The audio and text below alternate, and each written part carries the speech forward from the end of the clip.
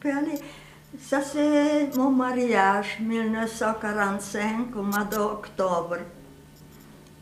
Et autour, c'est des... Ungvar, c'était Ungvar.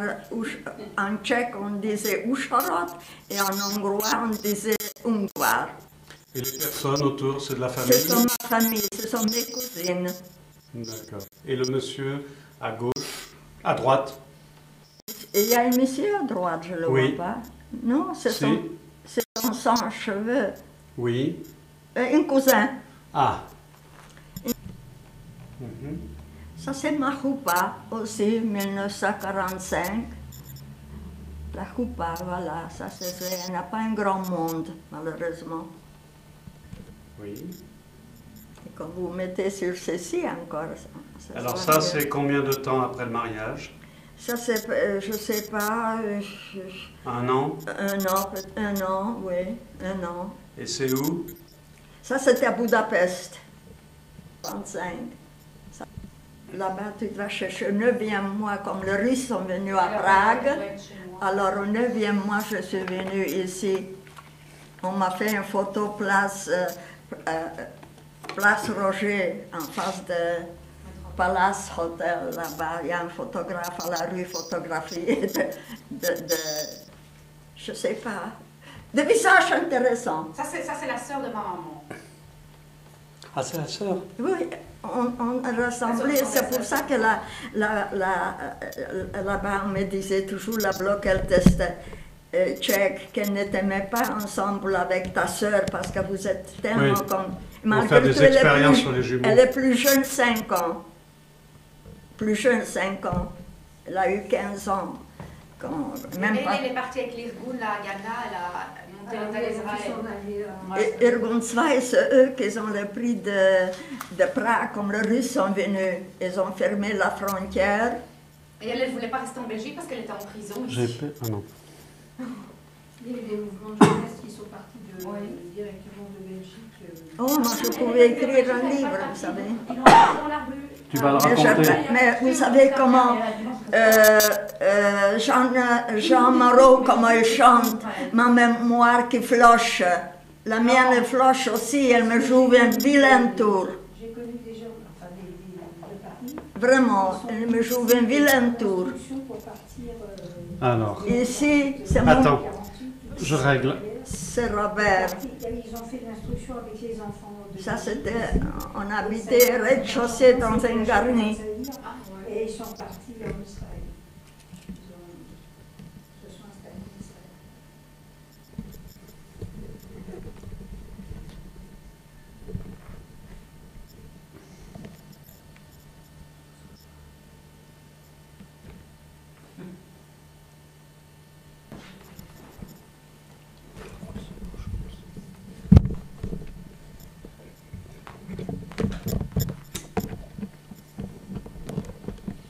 Ah, je sais pourquoi.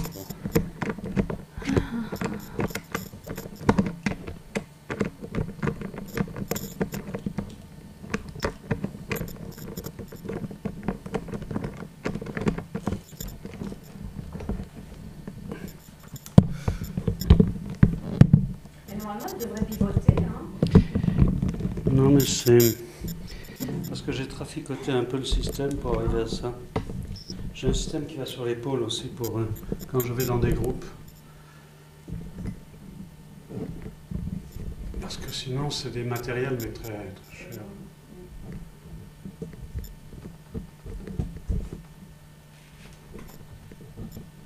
Ah, voilà. C'est mieux là.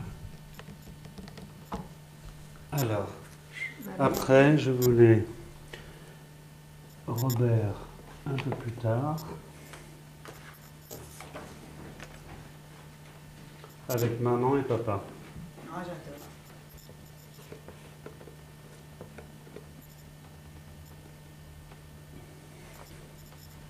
Ah, c'est place Brucker. Ah, j'étais coiffé comme ça. Place Brucker, ça compte la métropole. C'est de là qu'on vient.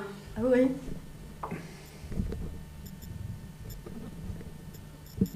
Robert, papa, maman, qu'est-ce qu'elle a eu ici 40, je sais pas, 4 ans, 5 ans. n'étais pas née. 45 ans, je ne sais pas pourquoi je n'ai pas marqué la date sur les photos. C'est bête que je n'ai pas marqué la date sur les photos.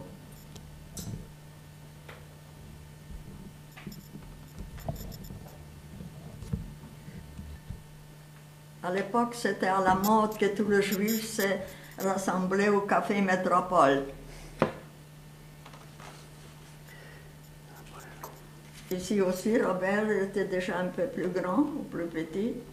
C'était aussi une promenade en ville.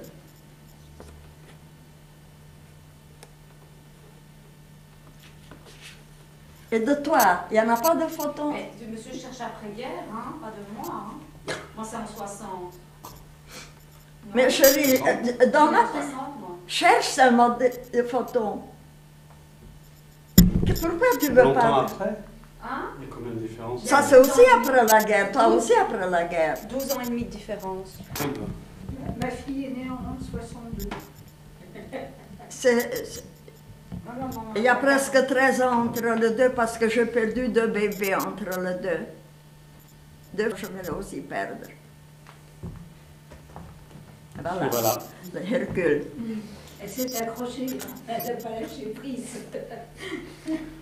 Elle voulait. Là, c'est un peu plus tard. Et tout ça, c'est avant, en fait. Hein.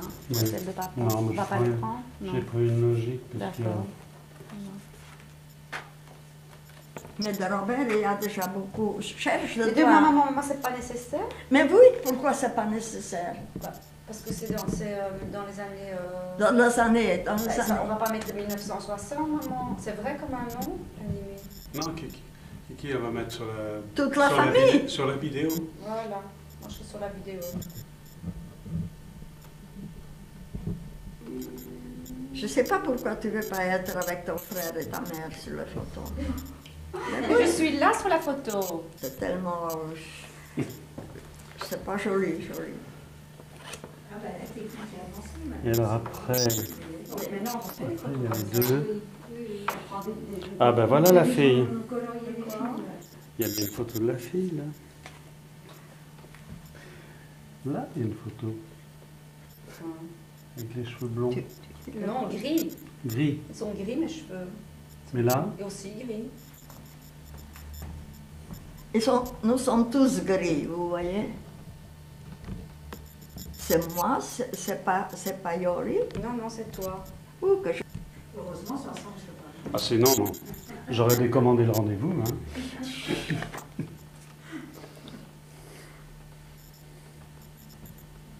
C'est la même avec Robert.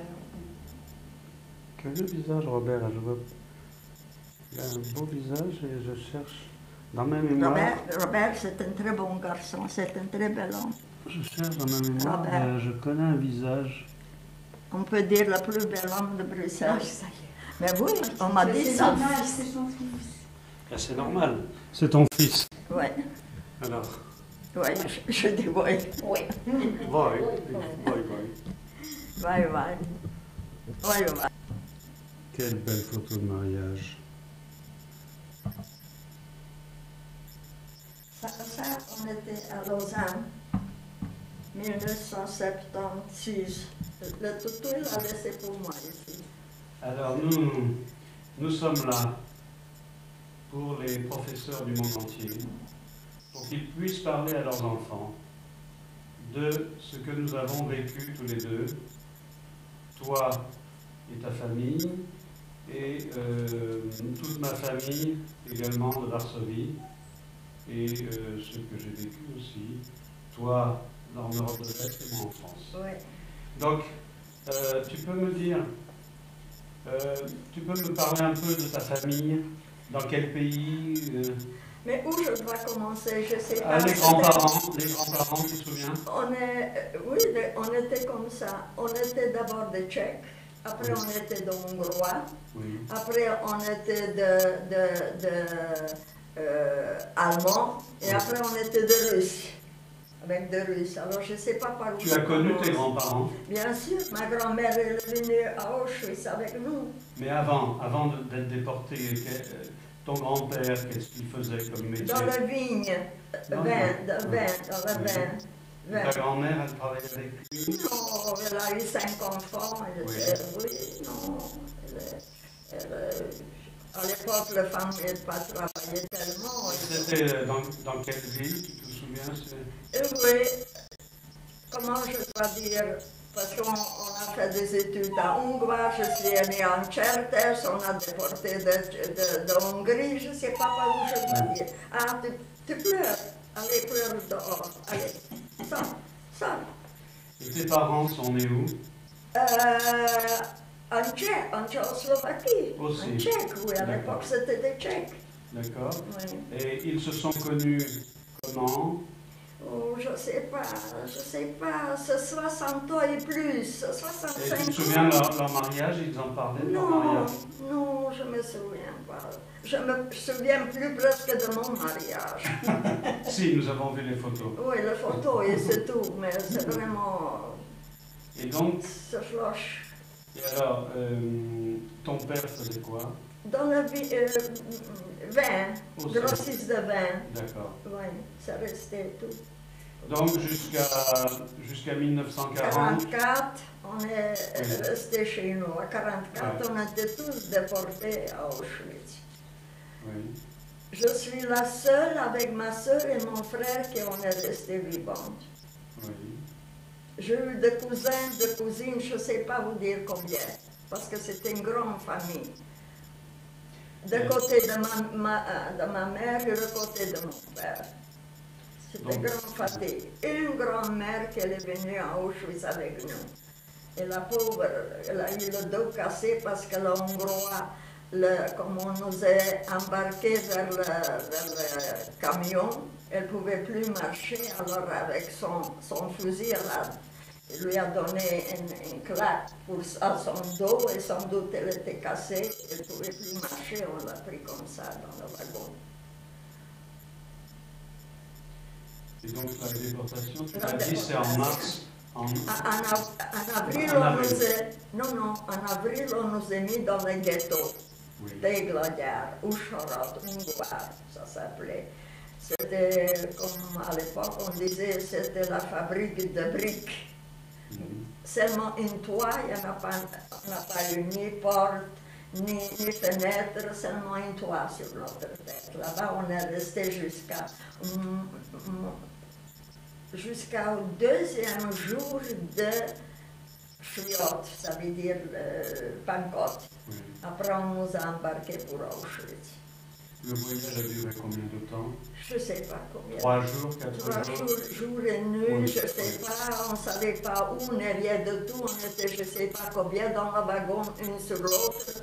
On a eu de près seulement, là-bas, les enfants, ils ont fait caca, pipi, tout ça. Ça veut dire que c'était pas vivable. Hein. C'était des wagons complètement fermés. Donc, hermétiquement fermés, vous ne voyez rien de tout. C'est là-bas, voilà, que mon petit frère est tombé malade, a attrapé la scarlatine ou le rougeole, je ne sais même pas, plein de taches rouges. C'est comme ça que ma mère est partie à 42 ans. Elle était une beauté d'une femme. Et toi, tu te souviens de ce que tu pensais dans le wagon? Je pensais seulement une chose pour avoir l'air et boire. Et pendant le voyage, est-ce qu'ils te donnaient de l'eau? Rien du tout. Rien du tout. Tout ce qu'on a eu dans notre baluchon, ça on a mangé, ça on a bu. Une fois c'est terminé, on n'a rien eu. Et on est arrivé à Auschwitz, on nous a tout pris. Tout laissé, seulement resté comme ça, sans rien. Et donc, quand tu es descendu du wagon... Oui, c'était la nuit. Oui. On ne savait pas rien du tout où nous sommes arrivés. On ne savait pas où nous sommes. Seulement, on a vu des cheminées. Des cheminées qui brûlaient hautes comme ça. Et ça sentait mal. Ça sentait des ongles, des cheveux, vraiment c'était insupportable, grande fumée comme ça, et on ne savait pas où nous sommes. On avait seulement des baraques numéro. C'était donc à Birkenau, tu vois? D'abord à Birkenau, là-bas on nous a mis dans prendre une douche. Là-bas on nous a dévêtus tout à fait, on nous a rasés partout. Et on a reçu des robes. Tout le monde a reçu une robe. Moi j'ai une robe de soirée transparente, avec une chaussure d'homme et une chaussure de femme. Et on nous a mis par 5 dans un bloc. On a cherché des parents, on a demandé où ça. On ne savait rien. Personne ne nous a rien dit. Je reviens juste avant, quand tu es descendu du wagon, c'est là où tu as vu Mengele qui faisait...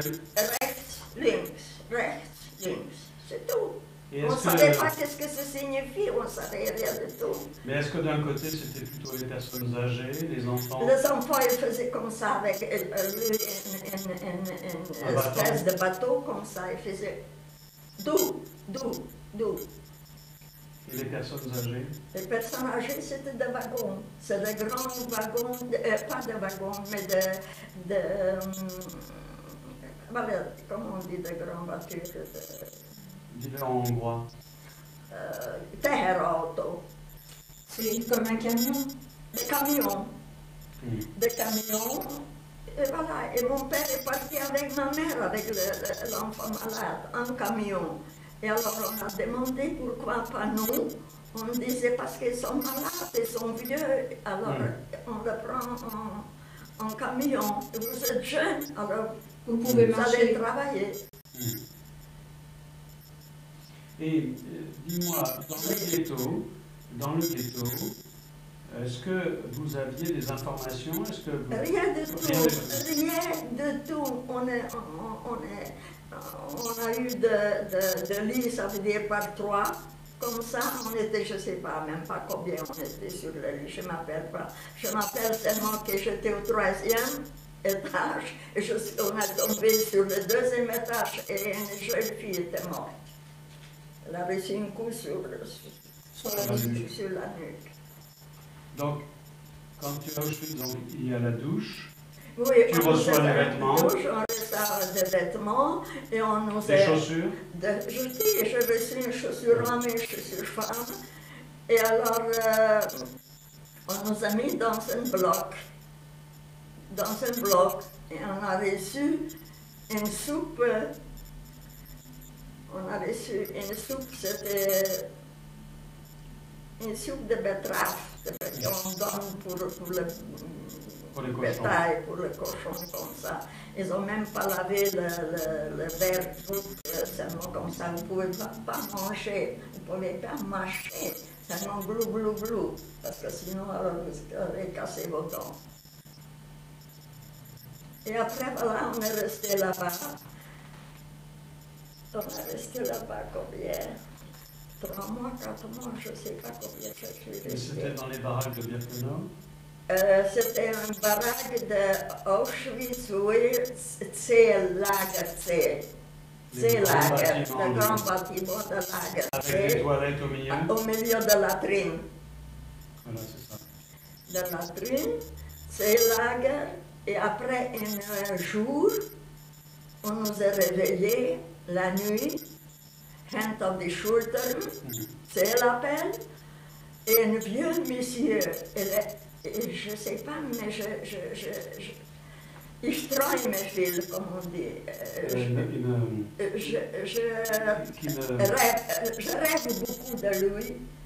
Une personne âgée, un vieux monsieur avec une barbe blanche, élégant, très bien habillé, avec une canne. Sa tête de canne était en argent, comme ça. Mais en allemand? En allemand, oui, mais très bien, monsieur. On nous a choisi. On nous a pris comme ça, une par une qui lui plaisait, une par une. Et après la bloc-elle testait, on a demandé, la bloc-elle testait, ça veut dire que ce sont des femmes qui ont été déjà déportées de Pologne, de Russie, de Tchécoslovaquie, en 1939 déjà. C'est eux qui ont fait la baraque. Alors, voilà, alors on a demandé qu'est-ce que c'est que ça, qu'est-ce que c'est que ça. Oui, et le tatouage, alors on nous a pris dehors et on a reçu le numéro. Alors ça veut dire on nous a tatoué le lendemain matin. Mais dehors, ça? Dehors. Oui. Et alors, elle s'est tapée, c'était chaud, on a eu sans cheveux. Et ça, c'était douloureux quand tu as eu le... Mais comme vous avez faim, et le soleil qui tape, et vous êtes déjà faible, c'est pas comme maintenant, vous faites ça, on n'attend rien, on sent rien. Il y a toutes sortes de produits, mais à l'époque, oui, bien sûr. Alors, dis-moi, pendant 3 mois, tu attends. Voilà. On n'a rien fait. Est-ce que là, on vous a expliqué pourquoi vous attendiez? On n'a jamais vu personne, seulement un Osérine avec son chien. Tu sais, l'appelle le matin et tu sais, l'appelle le soir. Qui nous a parlé quelque chose? Il y avait tout. Le bloc qu'elle testait, c'était une femme slovaque, tchèque, qui était déjà de 39 là-bas. Et c'était une fille d'une rabbin. Et elle, je ne sais pas, mais je l'ai fait tellement de choses qu'elle m'a regardé toujours comme ça, elle faisait toujours comme ça. Et comme elle a vu mon numéro, elle a dit 6, 14, 17, toi tu vas rester vivante. Elle m'a dit, pourquoi, d'où tu sais ça que je vais rester vivante? C'est numéro 17, c'est un très bon numéro, elle dit, tu vas rester vivante. Et pendant 3 mois, personne n'a parlé? Personne, et comme on a demandé comment on s'est battu parce qu'on n'a pas eu des assiettes, c'était une topf. Ça veut dire une marmite, oui, une grande, et tout le monde, voilà, elle a bu de ça. Et on ne pouvait pas faire 2 schlucks, seulement une fois. Comme tu as fait 2, tu as reçu une claque. Et on t'a arraché, et la prochaine fois, tu n'as pas mangé. Une fois par jour? Une fois. On te donnait une gorgée, tu pouvais. Par jour? Oui. Par jour? Une journée, oui. Le soir, je pense qu'on nous a aussi donné, je ne m'appelle pas. Le soir, c'était un morceau de pain avec un morceau de saucisse boudin noir. Mais du artificiel, du synthétique? Ah, parce que je sais, à l'époque... Parce que tu sais qu'ils ont fabriqué du synthétique, je ne sais pas. Avec du charbon.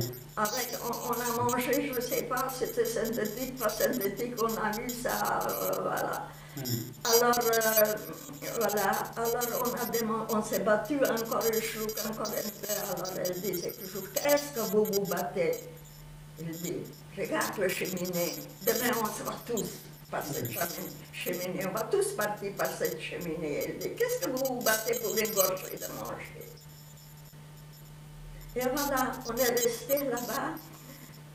Jusqu'à jeudi, c'était un vieux monsieur avec la barbe blanche qu'on nous a choisi. Alors, on est resté dans une quarantaine. On nous a mis à Birkenhof, à côté de Auschwitz, comment ça s'appelait? Dans l'usine? Non, on nous a mis dans le camp. Dans le camp encore. On nous a mis dans une quarantaine. Et alors, on a demandé le bloc de la Slovaquie, qu'est-ce que ça signifie. Alors, il disait, je pense qu'on va partir pour travailler. Il dit, parce qu'on nous a donné le numéro, et on nous tient, est-ce qu'on va résister, sans manger, sans rien. Et comme ça, je pense que vraiment, on va partir pour le travail. Alors, on était déjà contents, on va partir pour le travail, on nous prend pour l'Allemagne, pour le travail. Alors, qu'est-ce qu'il y a? Là-bas, on est resté 4 semaines, 1 mois. Et un jour, on nous a mis dans le wagon, on a reçu le double ration de pain, et on a resté cette wurst, cette saucisse noire.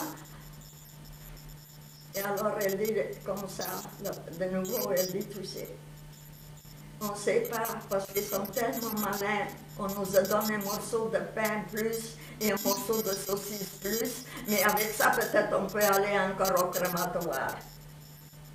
Alors, c'est de nouveau attendre qu'est-ce que ça va. Et après, on nous a mis dans un wagon et on est parti, je ne sais pas combien de jours et de nuits, on est parti à Altenburg. Ça veut dire que c'était une usine de munitions, Schruppenfabrik. Et j'étais dans la Schruppenfabrik, ça s'appelait Halle U. Fabrik U, Halle U. Et là-bas, on est resté Tagschicht und Nachtschicht. Ça veut dire de 6 heures de soir jusqu'à 6 heures de matin, une semaine, et une semaine de matin au soir. Ça veut dire une fois la nuit travailler, une fois la jour travailler. De 6 à 6. À minuit, on a eu le droit pour aller boire dans la latrine là-bas à côté de l'eau, que c'était vraiment l'eau était rouge comme ça, elle n'était pas propre. Et on donnait quoi à manger? À manger, on nous a donné aussi une fois par jour le chaud, la soupe. La soupe et la viande, la saucisse et le pain, la même chose. C'était pas mieux. On était tous très faibles déjà. Comme je suis certaine, comme ça dure encore 4 semaines, je suis dedans. Parce qu'on devait, c'était prescrit dans la machine combien je dois fabriquer par jour, de 6 à 6. Que je n'ai pas fabriqué autant qu'ils ont prescrit, on m'a tiré de rang et c'était pour partir. Et alors, voilà, on est resté jusqu'au mois d'avril. Là-bas, on a travaillé, comme je dis, jour et nuit. Une fois, j'ai déjà eu des petits cheveux comme ça, c'était déjà vraiment à la brosse, j'étais déjà contente, ces cheveux. Et alors, j'ai une robe longue comme ça. Alors, qu'est-ce que je faisais? J'ai arraché un morceau, je me suis fait un turban en hiver. Hent op de schulter, op le mois de décembre, janvier, c'était froid. Et j'ai eu toujours une tête, je ne sais pas, très fragile. Encore aujourd'hui, je porte toujours quelque chose sur ma tête. Alors, qu'est-ce qu'il y a? Je me suis fait comme ça un turban. Et alors, matin, comme on est allé au travail, hent op de schulter, et l'Allemande avec son chien, elle est venue compter, est-ce qu'on est exact, parce qu'on est juste. Elle a vu, moi avec son turban, avec mon turban. Passez ça, elle va de défiler. Elle m'a arraché mon turban, et le lendemain, elle est venue, elle m'a rasé la tête. De nouveau rasé les cheveux. Ta sœur était avec toi? Oui, ma sœur était avec moi. Mais on n'était jamais ensemble, toujours. Parce que la bloquette, ne vous mettez jamais l'une à côté de l'autre. Alors voilà, et comme ça, dans des choses, on est parti voilà, travailler de 6 à 6. Que des femmes? Que de femmes, on n'a jamais vu là-bas, non. Non.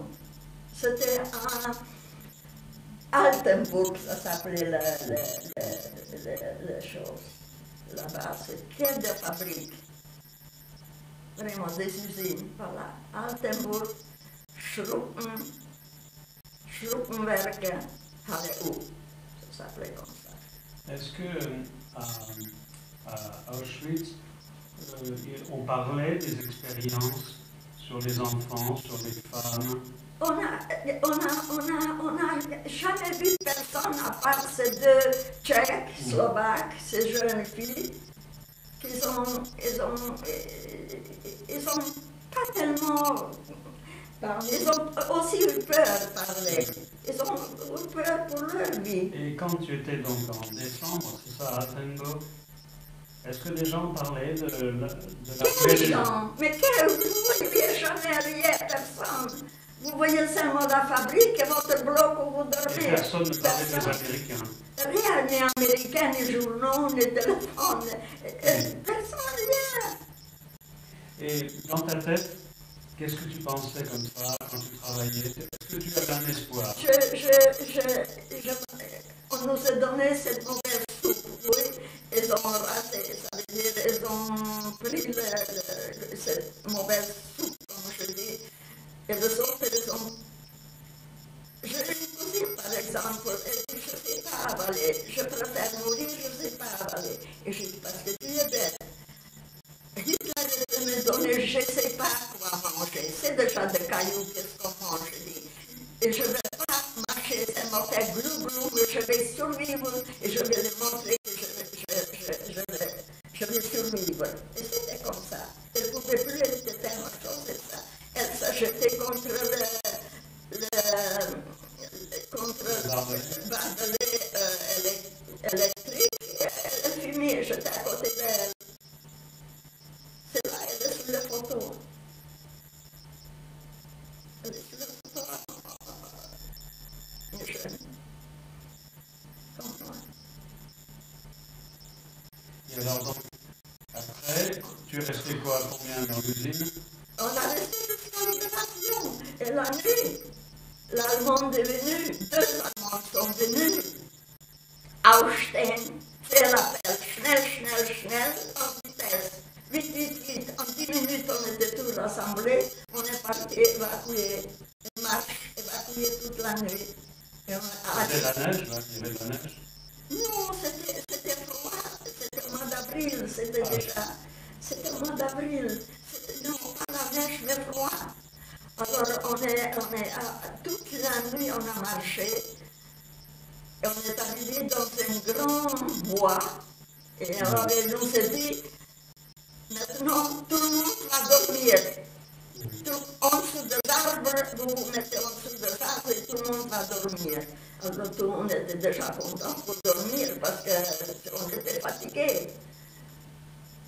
Le matin, on se lève, et d'abord quelqu'un slovaque, et dit, on va faire ça.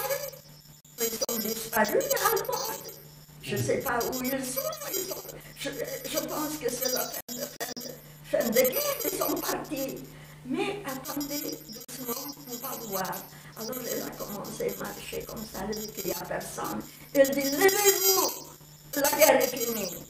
Alors tout le monde s'est levé, on va doucement sortir de bois. Et on a vu dans une prairie comme ça une hutte. Et dans cette hutte, c'était des pommes de terre qui met pour l'hiver, qu'on cache les pommes de terre comme ça et des betteraves. On a commencé vite chercher des pommes de terre. Vous savez, pommes de terre, après la libération, 2 semaines, j'ai encore dans ma poche de pommes de terre. Je l'ai pu jeter parce que j'ai dit peut-être demain j'ai encore faim.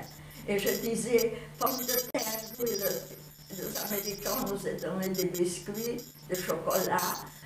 Et alors, sur les biscuits, on n'a pas eu de couteau, rien, avec une autre chose, le pomme de terre sur le biscotte comme ça. Et alors, je dis, ce sera mon petit déjeuner préféré jusqu'à ce que je vive, le pomme de terre avec le biscotte. Et donc là... Les Américains, donc, ils vous ont pris en charge pour vous soigner. Soigner où? Ça s'appelait Fatroda. C'était une petite pateline comme ça, à côté marron. Je ne suis jamais allée en Allemagne. Et j'ai eu une tante là-bas, à Cologne. Jamais je suis allée en Allemagne. Comme je ne suis jamais retournée chez mes parents.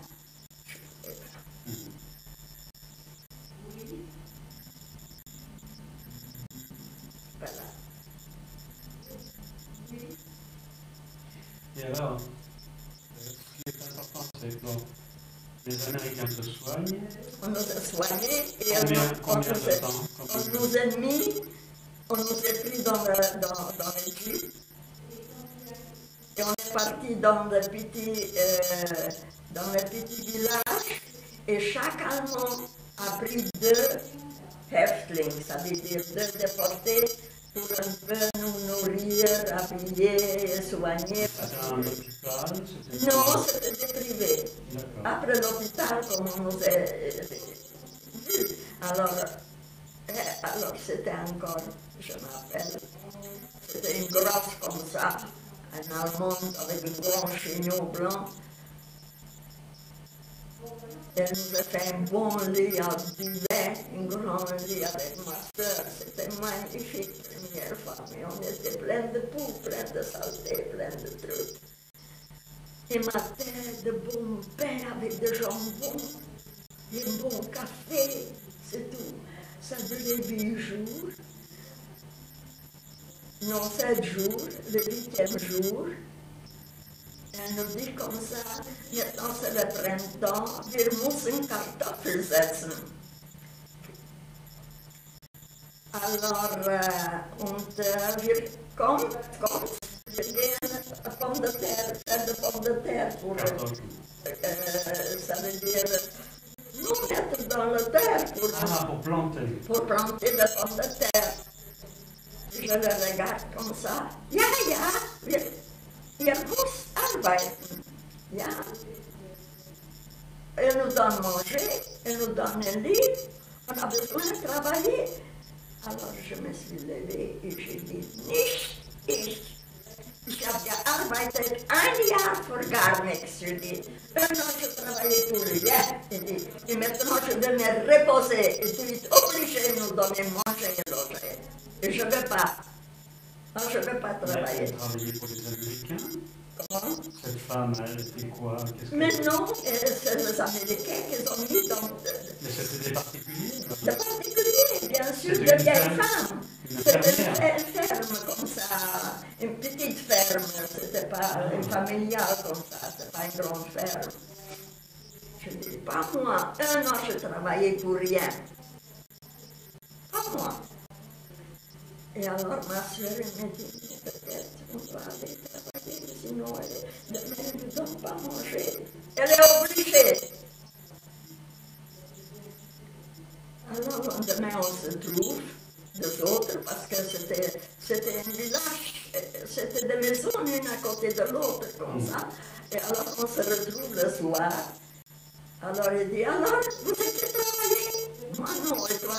Ah oui, quand même, on est logé, nous dit, on doit. Je dis oui, alors vous êtes des idiotes. Pas moi. Voilà.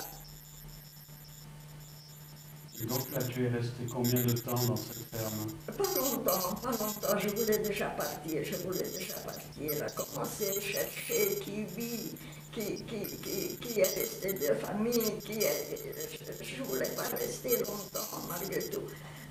On était bien là-bas, on n'a pas travaillé, malgré tout, on nous a regardé à travers parce qu'on ne veut pas travailler en manche.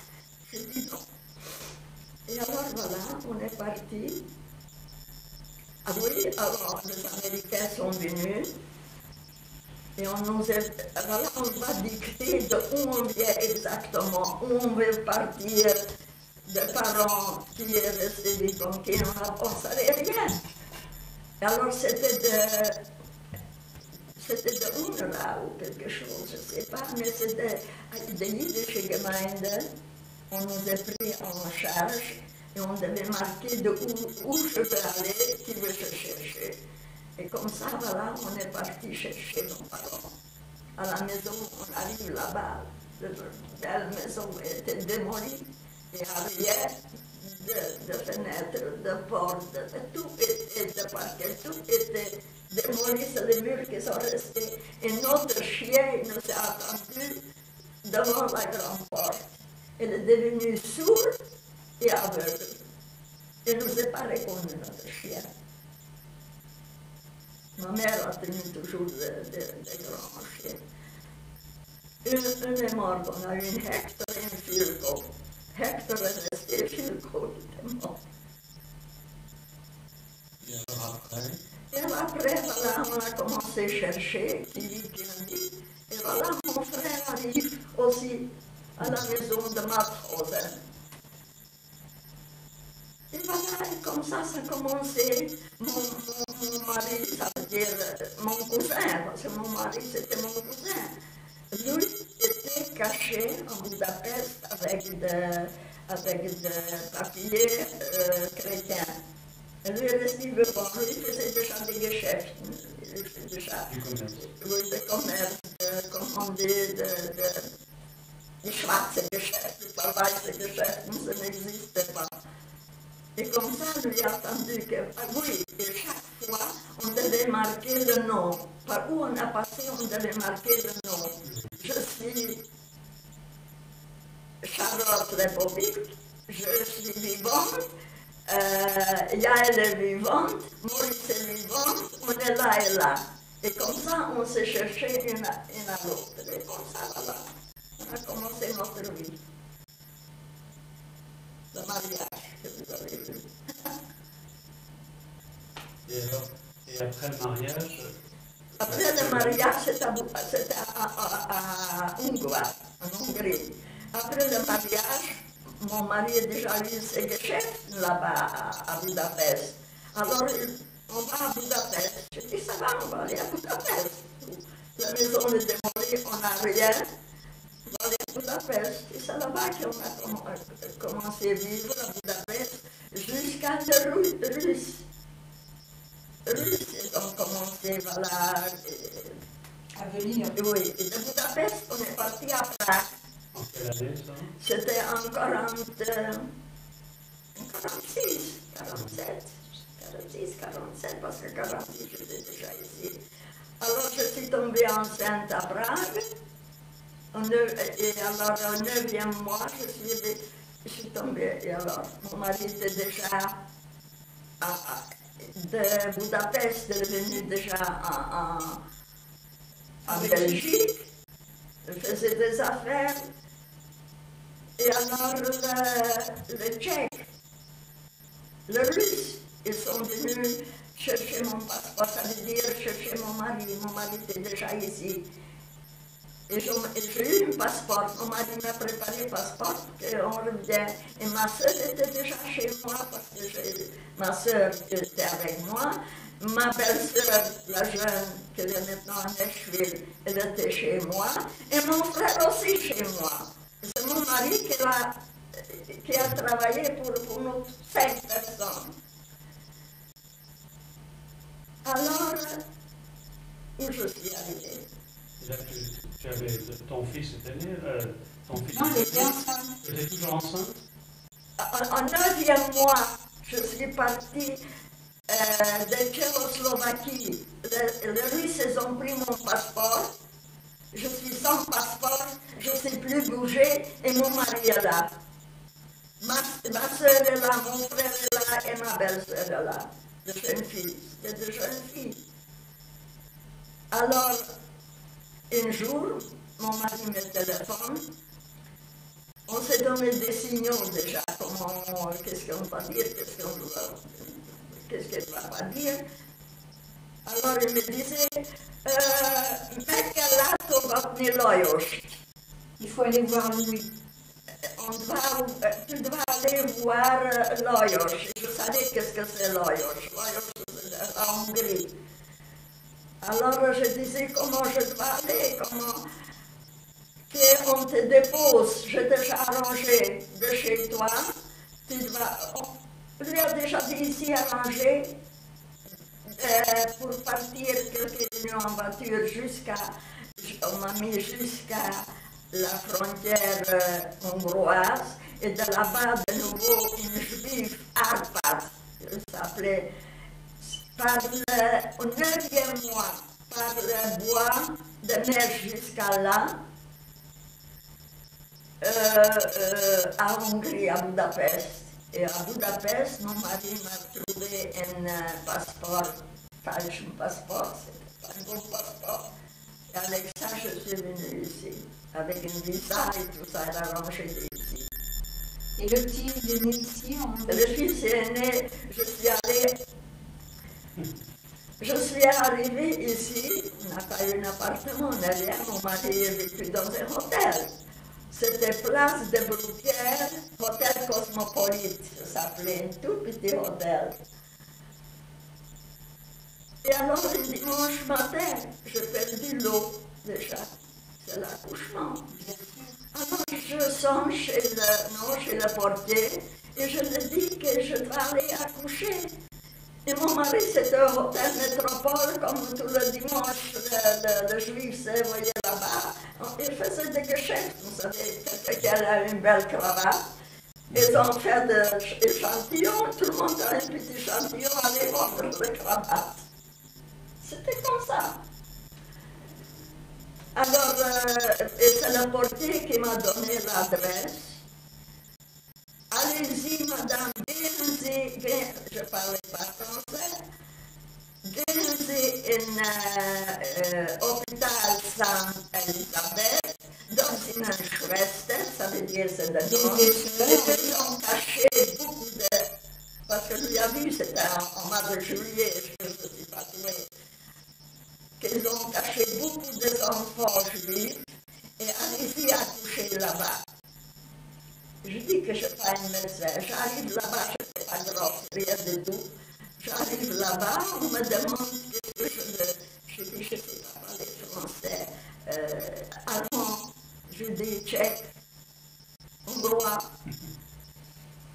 Je dis, elle a parlé perfect allemand, la sœur. Elle dit, je vais accoucher, je vais dire, verloren das Wasser und ich werde am Wunden wahrscheinlich. Et qui est mon docteur, qui est mon médecin? Je dis, je suis pas médecin, c'est venu maintenant. Je suis médecin. Et c'est là-bas que j'ai accouché Robert, sans médecin, sans petit chemisette, sans rien. Et alors, comment je dois aller au hôtel avec un petit bébé? Je viens. Alors mon mari, et à l'époque, c'était difficile de trouver un appartement, c'était vraiment difficile. Alors lui a trouvé un appartement, une touriste, c'était pas un appartement, mais on pouvait mettre un petit lit, quelque chose. Et voilà, c'est comme ça, ça a commencé notre carrière.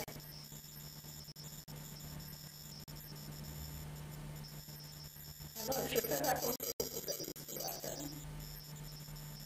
Et qu'est-ce que j'ai oublié alors là? C'est pas grave. Et tu as appris à parler français comme ça de toi-même. D'abord, je voulais aller au Berlin, m'inscrire. Alors, je ne pouvais pas parce que je l'ai bébé. Et alors, et comme ça, parler, on parle. Pour le long, je suis vite. À l'époque, j'étais douée pour le long. Je n'étais jamais en Allemagne, mais je parlais allemand. Une Russe qui a travaillé avec moi là-bas, j'ai appris avec elle russe. Maintenant, j'ai une femme de ménage polonaise, je parle avec un polonais. Mais non, je sors pas et dis, maman, c'est pas vrai, tu étais en Pologne, j'avais ton mari. Voilà, ma carrière. Et toi, tu as travaillé après la naissance? Non, mon mari a jamais voulu travailler. Je vais vous dire qu'est-ce qu'il y a. Mon mari, c'était un homme très jaloux. Et jalousie terrible. Un homme jaloux. Comme on est parti, par exemple, sorti quelque part, je l'ai mis toujours dans un coin qui ne me regarde pas. C'était un champion. Il n'a pas beaucoup compris.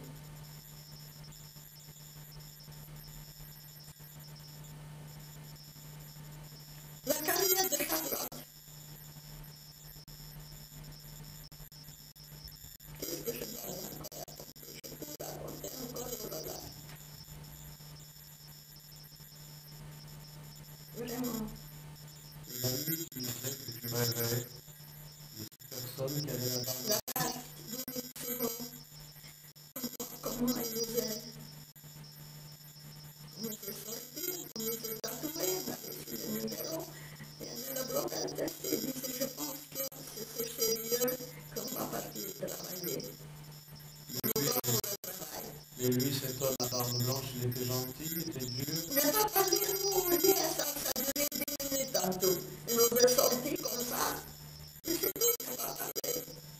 C'est le bloqueur testé qui nous a dit, on va partir, on nous a fait des numéros et on nous a fait parce qu'on part travailler en Allemagne. Mais quand tu as été dans le camp d'Auschwitz, tu n'as pas vu d'Allemand, vous êtes resté sans... Il y a des Allemands qui sont faits de Ausserin, qui nous ont fait attention sur nous, c'est l'affaire, et comme de surveillance. Et qu'ils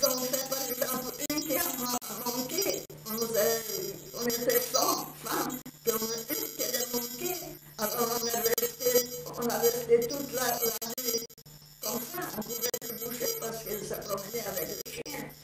Elle a manqué une parce qu'elle s'est évanouie, elle était faible, elle est restée dans son lit. Ça veut dire caché en dessous le lit.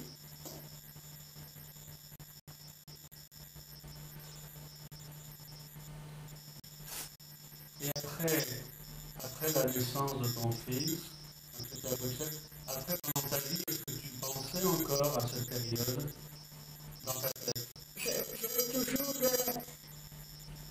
chassé mes pensées, j'ai toujours, par exemple, quand il y a quelque chose à la télé, un film ou quelque chose, alors mon fils me téléphone, maman, ne regarde pas, ne regarde pas, ne regarde pas.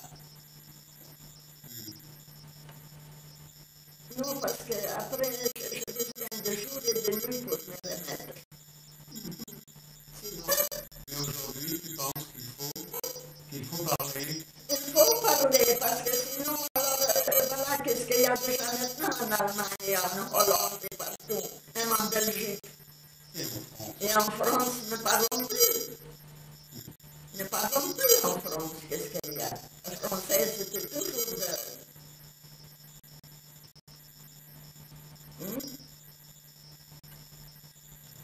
Les Français sont antisémites et anti-israéliens. Ouais. Ils sont les deux. Ils sont les deux, oui. Maintenant, mais c'était toujours à l'époque de Gaulle, c'était la même chose. C'était pas seulement avec Chirac que c'était comme ça. Avec De Gaulle, c'était la même chose. Non? Avec Coty, c'était pas la même chose. Qu'est-ce que tu penses de Chirac qui est amoureux des Arabes? C'est pas... À l'époque, on disait jusqu'à elle a aussi une maîtresse noire. Je sais pas. Hein? Et qu'est-ce que tu penses quand les journalistes disent que l'Allemagne et la France sont aujourd'hui très amis? Tu crois que c'est vrai? C'est toute la politique et c'est l'intérêt. L'intérêt. La France, entre nous, la France elle-même, qu'est-ce qu'elle est aujourd'hui? Regardez qu'est-ce qu'il y a maintenant au Côte d'Ivoire. La France en soi-même, est-ce qu'il y a là-bas un politicien malade? Il y a? Peut-être Sarkozy. Parce que c'est une demi-juif. Et un demi-hongrois. Il est hongrois. Le père était hongrois et la mère était espagnole juive. Il y a quelque chose dedans. C'est pour ça qu'il est bon. Oui. Pour ça, elle a un peu de saillant. Oui. Et l'autre, comment elle s'appelle l'autre?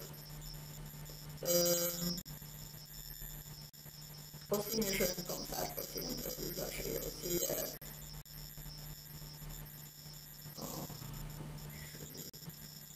Je dis ma mère. En France? Ah, tu parles de Fabius? Fabius, oui. C'est aussi un juif. Bien sûr. Je dis, voilà. Tout un peu de saillant, comment ce sont des juifs. C'est pour ça qu'il y a des problèmes. Les Français n'aiment pas les Juifs parce qu'ils ont une tête. Des hommes de tête, oui. Et Strauss-Kahn. Ça, je n'aime pas tellement. Je pense pas que c'est une grande... Je ne sais pas est-ce que c'est une grande tête. C'est pas une grande vasisage, comme on dit.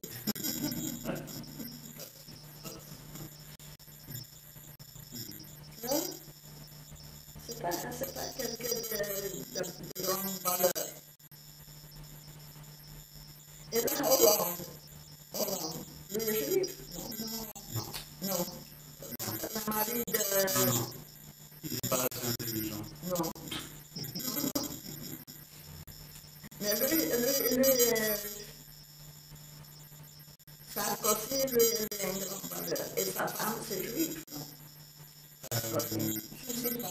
Je crois pas. Non. Mais le français, elle n'aime pas. Elle n'aime pas, elle. Non. Elle ne va pas se mêler la politique de son mari. Comme elle veut dire quelque chose, comme elle veut diriger là-bas un peu vers quelque chose, côté. Hein?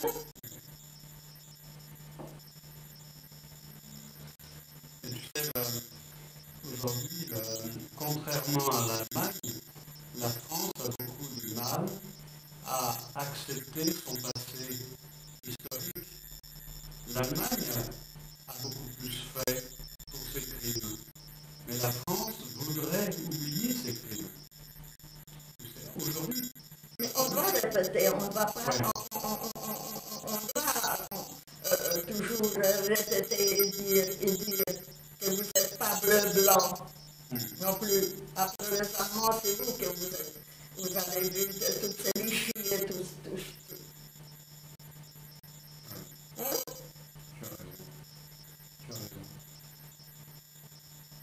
C'est pas. Enfin, vous savez, nous, comme on dit, das ist schon hinter die weiter. C'est déjà plus près que plus loin. Mais avec nos enfants, avec nos petits-enfants, qu'est-ce que ça va être? Qu'est-ce que ça va être? Ça c'est autre chose. Hein? Nous, encore une guerre, je ne pense pas que je pouvais survivre. J'ai beaucoup souffert dans ma vie. J'ai beaucoup souffert quand j'ai perdu mon mari. J'ai beaucoup souffert. J'ai beaucoup souffert que j'ai perdu mes parents. Beaucoup.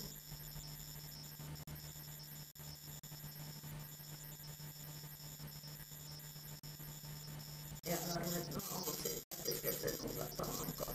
Et toi, tu as appris la disparition de tes parents à Auschwitz ou après la guerre? Après la guerre. Donc, On a toujours. Mais vous savez, après, comme on a déjà commencé un peu là-bas à Altenburg, où on a travaillé, alors c'est comme ça le soir, on s'assit sur nos lits là-bas, on a parlé comme ça, on parlait. La bloquette nous aimait beaucoup, ma soeur et moi. Tout le monde a reçu chaque semaine un morceau de savon, comme ça. Et ma soeur et moi, on était toujours maniaques, comme on a dit chez les parents. Et nous autres, on se laissait aller comme ça, rien. Nous, en cachant, on était à la latrine là-bas, se laver. On pouvait aller seulement une fois par jour. Mais on est allé matin, on était pour se laver. Alors, elle touchait sur le notre vêtement et disait, elles ont autant de savon que vous. Et regardez comment ils sont propres. Alors, c'est elle qui disait toujours, on ne sait pas, les parents, tu sais, comment on est arrivé à Auschwitz et alors le camion, on était là-bas. Et tout le monde qui est monté sur ce camion n'est jamais revenu. Alors c'est comme ça que je commençais. Mais mes parents sont partis en camion quand on est arrivé à Auschwitz. C'est comme ça qu'on a commencé à penser déjà, voilà, que nos parents sont plus vivants. comment tu as appris que c'est parce qu'ils ne sont pas revenus ou il y a eu un papier officiel pour l'annoncer? Aucun papier. Tous les gens qui sont disparus, on n'a jamais eu de papier. Jamais. Seulement qui est resté vivant. On a laissé partout dans les choses juives. On est vivant. C'est comme ça qu'on a trouvé, voilà, cousin, cousine, voilà, sur la photo pour le mariage, qu'elle est vivante. Ils sont vivants.